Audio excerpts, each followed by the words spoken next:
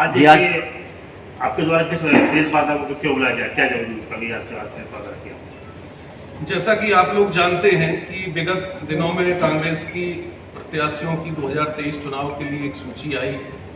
उस सूची में जो नाम दोबारा से रिपीट किया गया है, निश्चित रूप से इससे हमारे क्षेत्र की न केवल जनता बल्कि आम जनमानस में बहुत ही दुख व्याप्त है, क्योंकि लगातार आपने देखा है कि कितने विगत कई वर्षों से, लगभग 10-15 वर्षों से तो आप ही लोग देख रहे हो, मैंने NSUI से लेके यूथ कांग्रेस और यूथ कांग्रेस के बाद नई कांग्रेस के अलावा जनता के बीच में रह के पार्टी की गतिविधियों को आगे बढ़ा के और संघर्ष लोगों के लिए करने का जो काम किया है, निश्चित रूप से उससे पार्टी को बहुत मजबूती मिली।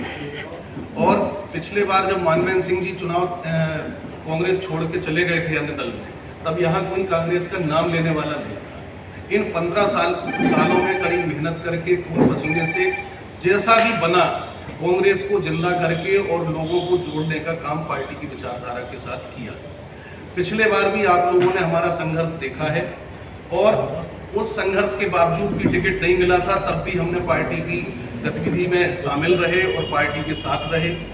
लेकिन सोचा कि चलो कोई व्यक्ति बना है तो निश्चित रूप से जनता के बीच में काम करेगा। मुझे मौका नहीं मिला, किसी और को मौका मिल गया।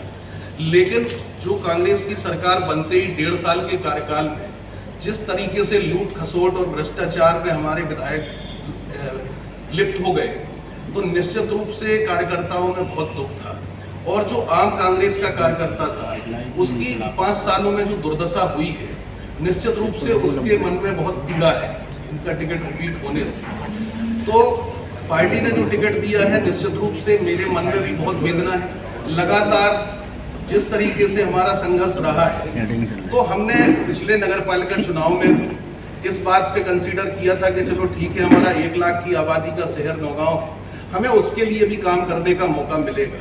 लेकिन माननीय क्षेत्रीय विधायक ने जिस तरीके से धोखेबाजी और गद्दारी करके सारी चीज़ें की थी, तो वो आप जनमानस में और आपके मीडिया के सामने सारे साक्ष्य भी उपस्थित मैंने कराए थे।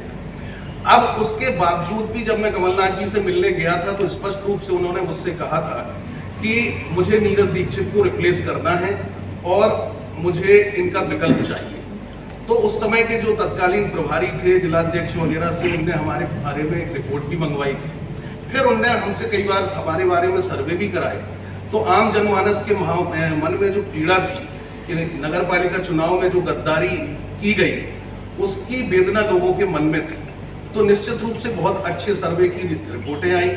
उसके बावजूद भी बार बार हमको ये कहा गया कि आप इंतजार करो और सब अच्छा होगा और सब अच्छा होगा। लेकिन जिस तरीके से टिकट रिपीट किया गया, तो निश्चित रूप से आज आम जनमानस में बहुत दुख व्याप्त है।